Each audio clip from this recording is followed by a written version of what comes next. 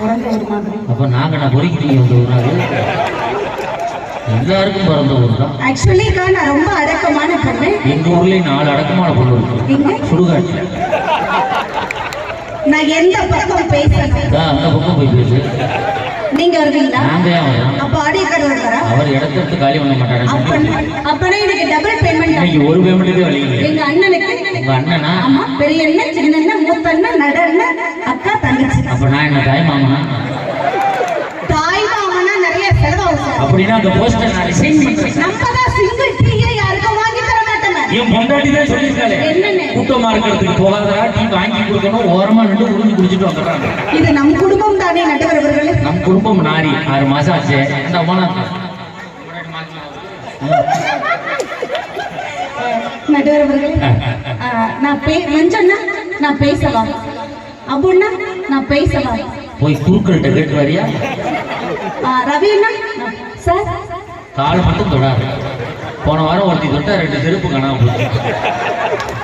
ஐயா அப்ப நான் பேசலாம். அப்படியே போ, தெருத்துவா போயிட்டு வா. நான் இயல்பாவே என்னுடைய பழக்கம் என்ன தெரியுங்களா, வயசுல பெரியவங்களை ஒரு பொழுது எதிர்த்து பேசவே மாட்டேன். அப்படி எங்க அப்பா அம்மா என்னை வளர்க்கல. உண்மையிலே வயசுல பெரியவங்களை நம்ம எதிர்த்து பேச மாட்டாங்க.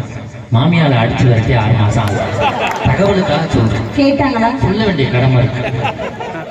இப்பவாவது என்ன இப்போவாது நான் பேசவான்னு கேட்க வாய் பிறகு உண்மையா? நீங்க இந்த டீம்லயே நான் மட்டும்தான் ரொம்ப அமைதி.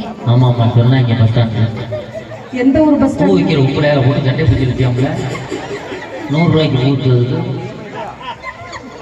நீங்க நம்ம டீம் தமிழன் புரியாத மொழி பேசுபவளை குருவாக பார்க்கிறார். தமிழன் புரியாத மொழி பேசுபவனை குருவாக பார்க்கிறார். சரியாக தமிழ் பேசுபவனை குருகுருவென பார்க்கிறார். இவனை பொறுத்தவரை மம்மி, டாடி, ஆன்டி, அங்கிள் என்பது கண்ணியம். இவனை பொறுத்தவரை மம்மி, டாடி, ஆன்டி, அங்கிள் என்பது கண்ணியம். அம்மா, அப்பா, அத்தை, மாமா என்பது அந்நியம்.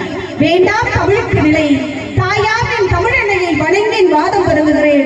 எல்லாரும் ஜோரா கைதட்டு பாப்பா கம்பி பண்ண நடக்கும். ஆமா, நான் கம்பி நடப்ப மஞ்சன்னா விளையாட்டு விளையாடு. அவ்வளவு பெரிய விளைய ராணாட்டார் டர்க்கு பிள்ளைகள் இல்லையா? டர்க்கா முறுக்கு.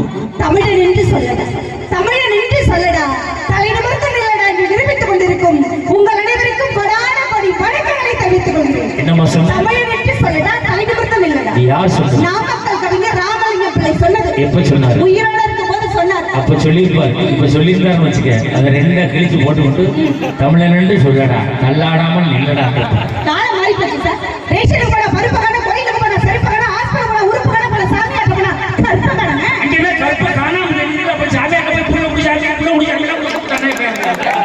ஏதாவது ஒரு மாற்றம் இப்படி ஆயிடுச்சு சார். அசந்தா வரும். ஆனா நான் ஏன் பாண்டிச்சேரிக்கு இவ்வளோ தூரம் வந்திருக்கேன்? காசு வாங்கிட்டு போறேன். ஏன் மஞ்சள் ஒரு நிமிஷம். இப்ப என்ன பண்ண? மூக்கு சிசி என் மேல போட்டேன். என் மூக்கு சைஸ பாத்தியா? நான் திருப்பி ரிட்டர்ன் விட்டா என்ன? மஞ்சள் நான் என்ன காசுக்காக பேசுற பேச்சாளரா? அவட்ட போய் என்னம்மா நான் என்ன காசுக்காக தாங்காம வர மாட்டேன். எல்லா ஊர்லயும் பணத்துக்கு தான் சார் பேசுறேன். பட் இந்த பொம்மைகளில பேச எனக்கு பணமே வேணும். நல்லா தர கை தருங்க சார். நான் வேண்டாம்னு சொன்னாலும் நீங்க என்ன கொடுக்காதீங்க. அப்படியே கொடுத்தவங்க வாங்குற மாதிரி அவன் அதெல்லாம் பேசுற 18,500 பழைய பாக்கி வைக்காது என்ன கேக்குறீங்களா? ஜிஎஸ்டி முதல்ல போட்டு கேட்டுக்கிட்டு இருக்கான். கவர்ல கரெக்டா கொடுக்கணும்னு வந்தாங்கல்ல, உங்களை பத்தி வந்துச்சு. ஒரு கட்டிங் வரிகள், ஒரு கோட்டை வரிகள், ஒரு ஆஃப் வரிகள், ஒரு ஃபுல் வரிகள் வந்துச்சாங்க. நீ பாண்டிச்சேரியில வந்திருக்கீங்க, எல்லாருக்கும் தெரியும். சும்மா பாண்டிச்சேரின்னு சொல்லாதீங்க. பாண்டிச்சேரிக்கு தமிழ்நாட்டுக்கு என்ன நடுவுல பெருசா வித்தியாசம்? என் வீட்டுல இருந்து 240 கிலோமீட்டர் வித்தியாசம். இல்லைங்க, 33 ரூபா தான் வித்தியாசம். அட குடியார பெருமாள் கரெக்டா சொல்லுங்க. நான் பாண்டிச்சேரியில வந்துட்டாங்க. நீங்க எப்படிப்பட்ட நடுவர்? ஒயிட் அண்ட் ஒயிட்ல கலக்கக்கூடிய நடுவர், வெள்ள உள்ளம் படைத்த நடுவர், தீபாவளிக்கு வெடிபாக்ஸ் வாங்கி கொடுத்த நடுவர், ஆயுத பூஜைக்கு பொறி பாக்கெட் வாங்கி கொடுத்த நடுவர், வரும் லீவர் அண்ணா உமாநாத் அண்ணா, வருட பிறப்பு அன்னைக்கு நமக்கெல்லாம் ஸ்வீட் பாக்ஸ் வாங்கி கொடுக்கக்கூடிய நடுவர் உங்களை வர்ணிச்சு. உங்களுக்கு மாட்டு சாணி வாங்கி தரவா? எல்லாம் வாங்கி கொடுத்து அந்த தெருவில் அனுப்பேன். எங்க வீட்டுக்கார் கருப்பு ஆய்வாளர் தான், கொடுங்க. அதை ஆய்வு வாங்கி கொடுக்க முடியும் நடுவர். உங்களை வர்ணிச்சு யார் பேசணும்? யாரு சார் பேசணும்? குடும்ப முன்னேற்றத்துக்காக பொறுப்பான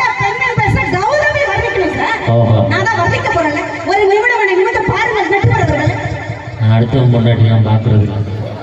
ஒரு 20 நிமிஷம் வழியே இல்ல பாருங்க. அப்படி பார்க்க கூடாது. என் உடன் பிறப்பு எங்க மஞ்சள் பாருங்க. பெரிய பாருங்க, அங்கே சின்னதா பாருங்க சார். இவர்கள் 3 பேரும் கண்களை பாருங்கள் நடுவரவர்கள். முக்கா போதை தெரியுது, கண்ணியம் தெரியுது. நீ எவ்வளவு பெரிய லேப்டாப்னு எனக்கு தான் தெரியும், அவன் யாருன்னு எனக்கு தெரியும். இவங்க 3 பேர் கண்களை பார்க்கணுமா? ஆமா சார். காட்டுங்கடா. அவனை நைட்டில் பாதுகாக்க முடியாது, அவனை 11:30க்கு பாதுகாக்க முடியாது, அவனை சாயந்தரம் பாதுகாக்க எப்போதுமே பாதுகாக்க முடியாது.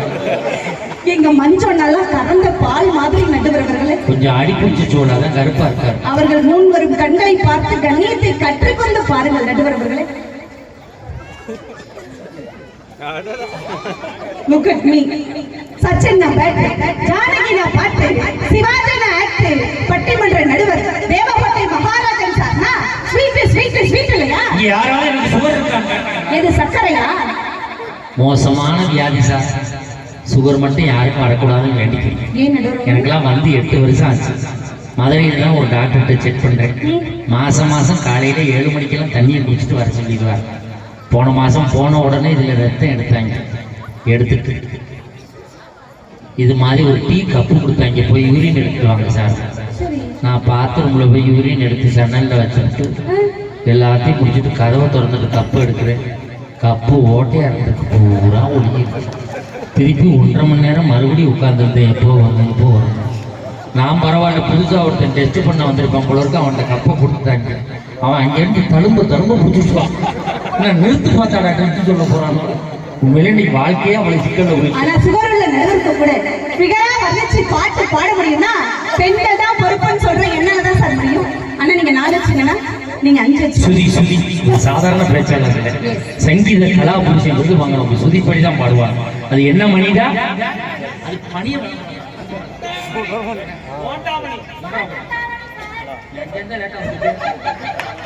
கலைமாமணி விருது வாங்குறவங்க, அதனால அவங்க சுதிப்படி தான் பாடுவாங்க. நீங்க 4 வச்சுக்கிட்ட, நீங்க 5 வச்சுக்கிட்ட, நீங்க முடிஞ்ச வச்சு. நம்ம முதல் ஆளி நல்ல முதல் ஆளி நல்ல மனோ நல்ல மனோ நல்ல முதல் ஆளி நம்ம முதல் ஆளி நல்ல முதல் ஆளி நல்ல மனோ நல்ல மனோ நல்ல முதல் ஆளி எங்களுக்கெல்லாம் நல்ல சந்தோஷமா எங்களுக்கெல்லாம் நல்ல நடுவரையாதா நம்ம முதல் ஆளி நல்ல முதல் ஆளி நல்ல மனோ நல்ல மனோ நல்ல முதல் ஆளி நம்ம முதல் ஆளி நல்ல முதல் ஆளி நல்ல மனோ நல்ல மனோ நல்ல முதல் ஆளி. நான் கேக்குறேன் சார், என்ன பிரச்சனை உங்களுக்கு? எனக்கு 3 நாளா கழுத்து வலி. ரவினாக்கு என்ன பிரச்சனை? அவனுக்கு கால் வலி. எங்க அப்பாக்கு என்ன பிரச்சனை? அவனுக்கு என்னமோ வலி. மஞ்சனாக்கு என்ன சார் பிரச்சனை? அவனுக்கு மூளை போகுது. அப்படி யாரும் யோசிச்சு கொண்டு இவ்வளவு பிரச்சனை வச்சுக்கிட்டு வந்ததுல இருந்து ஆண்களோட உழைக்கிறோம் பேசுறாங்க சார். மிஸ்டர் அப்பண்ணா, ஒரு விஷயம் தெரிஞ்சுங்க. பெருசா ஆண்கள உழைக்கிற பெண்கள் உட்கார்ந்து சாப்பிடுறது பேசுறீங்க. எவ்வளவுதான் நீங்க செருப்பு தேய உழைச்சாலும் செருப்பை வீட்டு வாசல்ல தான் முடியும். வீட்டுக்குள்ள கொண்டு வந்து ஞாபகம் நீ ஒண்ணு தெரிஞ்சுக்க. எவ்வளவுதான் பொம்பளையாளி சீவி முடிச்சு சிங்காரிச்சு பொட்டு வச்சாலும் முன்னாடி தான் வைக்க முடியும், புரடியில ஒட்ட முடியும். நீங்க ஒண்ணு தெரிஞ்சுங்க. எவ்வளவுதான் நீங்க தங்கத்தை ஊசி வாங்கினாலும் தொண்டையில குத்திக்க முடியாது. கீழே வைக்கலாம், அதான் ஞாபகம் வச்சுங்க. நீ தெரிஞ்சுக்க. எவ்வளவுதான் ஜவுளிக்கடை ஓனருக்கு உள்ள பிறந்தாலும் பிறக்கும் போது ட்ரெஸ் இல்லாம அம்மனமா தான் பிறக்கும். நீங்க ஒண்ணு தெரிஞ்சுங்க. எவ்வளவு பெரிய பணக்கார நடுவரா இருந்தாலும் உங்க ஆகாயத்தை புதைக்க மாட்டாங்க, 6 அடினா போயிருப்பாங்க, அதை ஞாபகம் வச்சுங்க. நீ ஒண்ணு தெரிஞ்சுக்க. எவ்வளவுதான் பெரிய கோடீஸ்வரனா இருந்தாலும் செத்ததுக்கு அப்புறம் ஃப்ரீசர் வாடகைக்கு தான் எடுத்து அவனை சொந்தமா வாங்கி வச்சுக்க முடியாது. நீங்க ஒண்ணு தெரிஞ்சுங்க. எவ்வளவு பெரிய நடுவரா நீங்க இருந்தாலும் ட்ரைனர்னா கூட பிளாட்ஃபார்ம் தான், அதை ஞாபகம் வச்சுங்க. ஒண்ணு தெரிஞ்சுக்க. 50,000 ரூபாய்க்கு சேலை வாங்கினாலும் அதை இடுப்புல தான் சொருக முடியும், தலையில சொருக முடியாது. நீங்க ஒண்ணு தெரிஞ்சுங்க. எவ்வளவுதான் நீங்க அசைய சொத்து சம்பாதிச்சாலும் அசஞ்சாதான் யூஸ் பண்ண முடியும், அதை ஞாபகம் வச்சுங்க. ஒண்ணு தெரிஞ்சுக்கமா, வாழ்க்கைன்னா என்ன தெரியுமா? என்ன? எந்திரிச்சா சோறு, எந்திரிக்காட்டினா அரிசி. வாழ்க்கை சிம்பிளா நான் சொல்றேன். கட்டிட